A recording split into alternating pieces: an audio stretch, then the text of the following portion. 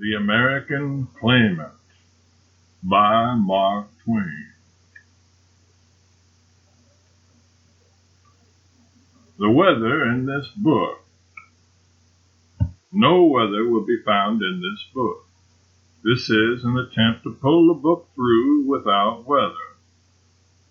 It being the first attempt of the kind in fictitious literature, it may prove a failure, but it seemed worth the while of some daredevil person to try it. And the author was in just the mood. Many a reader who wanted to read a tale through was not able to do it because of delays on account of the weather. Nothing breaks up an author's progress like having to stop every few pages to fuss up the weather. Thus, it is plain that persistent intrusions of weather are bad for both reader and author. Of course, weather is necessary to a narrative of human experience. That is conceded, but it ought to be put where it will not be in the way, where it will not interrupt the flow of the narrative, and it ought to be the ablest weather that can be had, not ignorant, poor quality, amateur weather. Weather is a literary specialty, and no untrained hand can turn out a good article of it.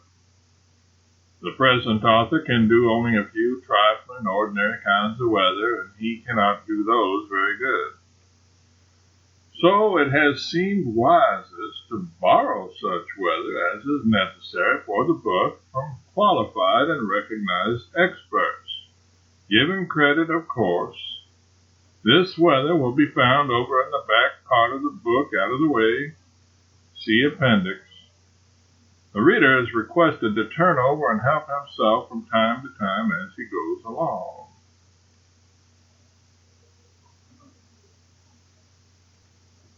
Appendix. Weather for use in this book. Selected from the best authorities.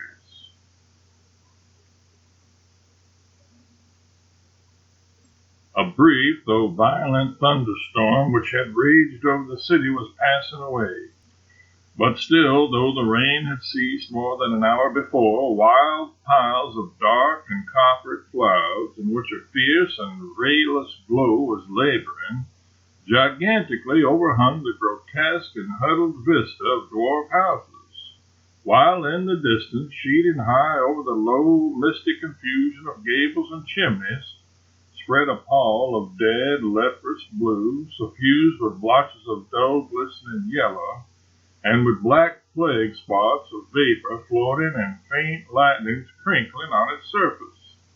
Thunder, still muttering in the close and sultry air, kept the scared dwellers in the street within, behind their closed shutters, and all deserted, cowed, dejected, squalid, like poor, stupid, top-heavy things that had felt the wrath of the summer tempest, stood the drenched structures on either side of the narrow and crooked way, ghastly and picturesque under the giant canopy.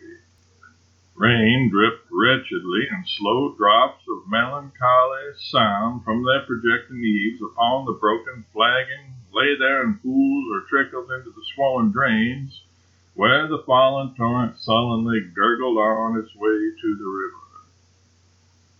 The Brazen Android by W.D. O'Connor. The fiery mid-March sun a moment hung above the bleak Judean wilderness. Then darkness swept upon us, and 'twas night.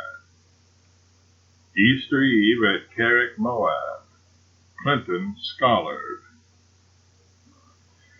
The quick-coming winter twilight was already at hand. Snow was again falling, sifting delicately down, incidentally as it were. Felicia by Fanny N.D. Murphy. Merciful heavens, the whole west, from right to left, blazes up with a fierce light, and next instant the earth reels and quivers with the awful shock of 10,000 batteries of artillery. It is the signal for the fury to spring. for 1,000 demons to scream and shriek, for innumerable serpents of fire to writhe and light up the blackness. Now the rain falls. Now the wind is let loose with a terrible shriek. Now the lightning is so constant that the eyes burn and the thunderclaps merge into an awful roar, as did the 800 cannon at Gettysburg. Crash, crash, crash. It is the cottonwood trees falling to earth. Shriek, shriek, shriek. It is the demon racing along the plain and uprooting even the blades of grass. Shock, shock, shock. It is the fury flinging his fiery bolts into the bosoms of the earth. From The Demon and the Fury by M. Quad. Away up the gorge, all diurnal fancies trooped into the wide liberties of endless luminous vistas of azure sunlit mountains beneath the shining azure heavens.